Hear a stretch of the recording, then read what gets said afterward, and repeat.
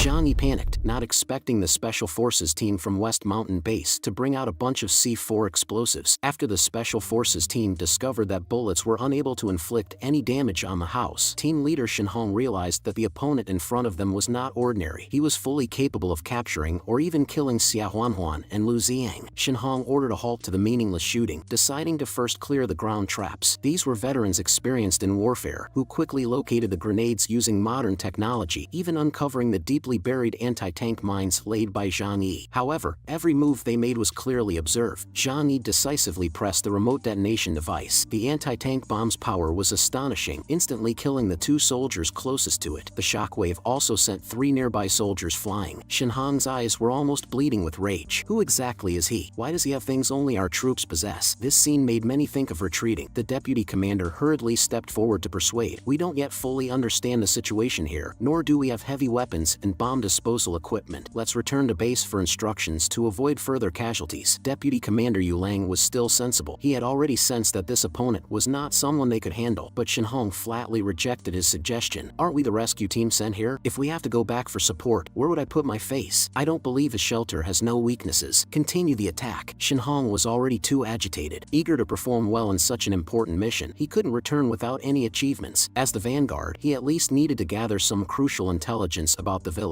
Otherwise, the deaths of those 6 brothers would be in vain. Shen Hong ordered everyone to spread out and advance towards the shelter without any dead angles. His aim was to gather more information about the villa, hoping to find a weakness and avenge his fallen comrades. Yang Mi watched the scene with a worried expression. They looked so professional. They couldn't really find a flaw, could they? Zhang Yi, however, was not at all panicked. I have great confidence in the shelter. I practically check it every day. There are no external vulnerabilities. But Yang Mi was still worried. It's scary to have them searching so recklessly. Are you suggesting we should take the initiative to attack and stop their search? Attacking them is actually quite simple. I just want to see what other methods they have. After an investigation, the Special Forces team concluded this villa is just a defensively formidable iron fortress made of extremely advanced materials. However, its only flaw is that it cannot launch an offensive. They helplessly gazed at the villa, saying, it's not surprising to find such a structure in a wealthy area. It's just a rich man's fear of death that led to the creation of this iron turtle. Now that we've cleared the traps around his house, they can just wait to be attacked. At that moment, Shen Hong had a sudden inspiration. We can concentrate the explosives and blow open a corner of the house, then rush in and finish them off. The deputy commander pondered. How much explosive would that require? Shen Hong sneered. On the battlefield, even the most fortified bunkers can be blown open with enough explosive. Could his villa be more fortified than a military bunker? As long as we focus our firepower, we can definitely do it. So, everyone gathered their explosives at what they thought was the weakest point, ready to detonate. Seeing this, Zhang Yi immediately rose from his chair and said coldly, you think I've run out of tricks just because I've been holding back? Today, I'll teach you a good lesson. He then turned to Zhou Qir and Yang Mi behind him. You guys just stay here and enjoy the show. If you're scared, you can go hide in the basement. After placing all the explosives together, the leader decisively pressed the detonation button. A thunderous explosion followed, and everyone thought that if it couldn't flatten the building, it would at least create a breach. The massive explosion created a blizzard-like spread. Everyone eagerly advanced to inspect the effect of the explosion, but when the dust settled, they were all dumbfounded. A deep pit was formed on the ground, but the main building seemed completely unharmed. Everyone couldn't believe their eyes. The area below the wall was covered in some black material, meaning the villa was essentially a 360-degree alloy fortress. Team leader Shen Hong was instantly stupefied. It seems we really need to go back and ask for support. The level of weapons we have is simply not enough. We must call the demolition team with larger quantities of explosives. To Zhang Yi, the mere dozen or so C4 explosives were hardly worth a glance. After all, this shelter was built to withstand nuclear attacks. He went to the second floor and took out a sniper rifle from a different space. At that moment, Deputy Commander Yu Lang's men brought over a heavy box. Upon opening it, Shen Hong was overjoyed. How did you manage to bring this? This is excellent. It's a heavy sniper rifle capable of destroying a tank in one shot. Yu Lang aimed at the shelter's glass, confidently saying, even if that's bulletproof glass, it's unlikely to withstand my shot. Just as Zhang Yi reached the second floor with his sniper rifle, a loud gunshot rang out, startling him. Could this be the heavy sniper? A screeching friction sound came from the external glass. Zhang Yi went closer and saw a small white scratch on the glass. This is serious. If they were to fire millions of rounds like this, the glass might actually crack. Terrifying. Meanwhile, Yu Lang, holding the heavy sniper, began to question his life choices. After 2 seconds of silence, he broke down. I've used this gun to penetrate bunkers before. How could a mere villa? Shen Hong came over to comfort him. The defensive power of this villa might be even more terrifying than West Mountain Base. It's seems we should return and report to our superiors. We're almost out of weapons. Shinhong immediately ordered a retreat. Zhang Yi, observing from the second floor, saw them preparing to leave. He immediately ordered the windows to be opened and activated a dimensional gate in front. This meant all attacks from outside would be absorbed into the alternate space, while Zhang Yi's own attacks would remain unaffected. He set up his sniper rifle and aimed. When the retreating soldiers noticed the window opening, one shouted, "Captain Shin, the window on the second floor of the villa seems to be open." As they reported, they did not hesitate to shoot. As elite soldiers, their marksmanship was highly accurate, aiming straight for Zhang Yi's face. However, their bullets disappeared like stones sinking into the sea, all vanishing before reaching Zhang Yi. He smirked. "I've taken a fancy to that heavy sniper. It's not something ordinary people can get their hands on. Since you've come, don't think about leaving." As they fired, Zhang Yi also pulled the trigger, targeting the soldier carrying the box. Shinhong, seeing the figure on the second floor of the villa, showed a hint of joy. "I thought I had no way to get you, but now you've opened the window yourself. Everyone, fire at him." 20 people raised their guns and fired wildly, but Zhang Yi, with one hand on the dimensional gate and the other aiming and shooting calmly, accurately shot each in the head. It took the fall of 6 soldiers before they realized, why can't our bullets hit him? Shinhong's pupils shrank sharply. This guy might be a mutant. Yu Lang, beside him, also widened his eyes. Could his ability be immunity to all attacks? Shinhong immediately ordered a retreat, knowing that if the opponent was indeed a mutant, they couldn't handle him with just their team. They all turned and ran. Shinhong shouted to his teammates, "Don't worry about the fallen brothers for now. Find cover quickly." Zhang Yi, through his scope, spotted the 2 team leaders and aimed at them, but with one shot, Shinhong and Yu Lang instantly disappeared from their spot, narrowly evading his attack. Zhang Yi was familiar with this scene. The same move had surprised him during the fight with Lu Ziang. Could these two be like that man, mutants transformed through modifications, even with almost identical abilities? After scanning the area, Zhang Yi realized that only 2 people seemed to have special abilities. He devised a plan and fired another shot, this time aiming not for the head, but for the legs of the soldiers. 2 soldiers who couldn't evade in time fell to the ground, clutching their legs in agony. Their comrades, witnessing such a scene, desperately wanted to rush out to help. They could bear the pain of leaving the bodies of their fallen brothers behind, but couldn't stand the thought of not helping their close comrades. However, Shinhong stopped them. "Nobody move. He's trying to draw us out. Rushing out now is suicide." Shinhong, still maintaining his calm, immediately thought of a countermeasure and shouted, "Throw all the smoke and incendiary grenades out." Instantly, the area near the injured soldiers was engulfed in rolling white smoke and blazing flames. With this approach, even with tactical goggles, no one could see anything. Shinhong took this opportunity to quickly send people for the rescue. Zhang Yi couldn't help but inwardly commend. They really are professional soldiers with combat discipline. He then smirked wickedly and reversed the direction of the dimensional gate. In the next second, all the bullets that had been absorbed into the alternate space suddenly poured out like a violent storm, instantly turning the 2 injured soldiers and 4 rescuers into sieves. Everyone was furious at this tactic, which was beyond their comprehension. Trembling, the soldiers said, "This man isn't human. We can't possibly fight against him." A young soldier, completely breaking down, shouted at Shinhong, "Captain, let's send a distress signal. Ask the base to send the battalion commander." Shinhong grabbed the soldier's collar. "Shut up. Weren't we the ones who came to rescue? Now asking for rescue ourselves. Where would that leave my face as the captain?" The soldiers were in utter despair, looking at their captain with terrified eyes. "That person is an invincible demon. How can we possibly stand against him? Rather than dying here, I'd rather be sent to the 4th life pod to pedal a bicycle." The Special Forces team was in a difficult situation, but Deputy Commander Yu Lang tried to reassure everyone, "Calm down, everyone. The fact that he's hiding inside and not coming out shows he still fears our strength. Let's keep our spirits up." Shinhong, looking worried, said gravely, "His marksmanship is as good as ours. We could be sniped at any moment. We can't just keep hiding here." Yu Lang then drew a plan in the snow, explaining his strategy. "His villa doesn't have a view without blind spots. If we break through a few houses in front of us and move through them, as long as we're out of his sight, even the best marksmanship won't help him." Zhang Yi, standing on his balcony, had probably guessed their escape plan. He didn't intend to leave the shelter to pursue them. Although their abilities were negligible, they were a highly coordinated team. Zhang Yi didn't want to take the risk. Moreover, his dimensional gate could only open in one direction. If he went out and faced attacks from multiple sides, it would be over. Meanwhile, at West Mountain Base, Chen Xinyan received a report from his secretary, Guro. He frowned deeply as he read, 12 soldiers killed. Shinhong and Yu Lang were ineffective, causing great loss to the base. I think they must be severely punished to set an example. Chen Xinyan pondered for a moment. In the past, he would have executed Shinhong and Yu Lang without hesitation, but now the base was short of personnel, and they had indeed brought back important intelligence. This isn't their fault. The opponent is too strong. But what's the background of this shelter? Why haven't I heard about it before? Is there any intelligence on this? Guro, prepared before coming, handed over a tablet displaying a map of Heavenly Sea City with several important locations marked. She briefed Chen Xinyan methodically, based on the reports from Shenhong and Yulang, and combining previous intelligence. The most likely suspect is the warehouse manager Zhang Yi. The original owner of the shelter was the billionaire Wang Ximing, who reportedly spent $1 billion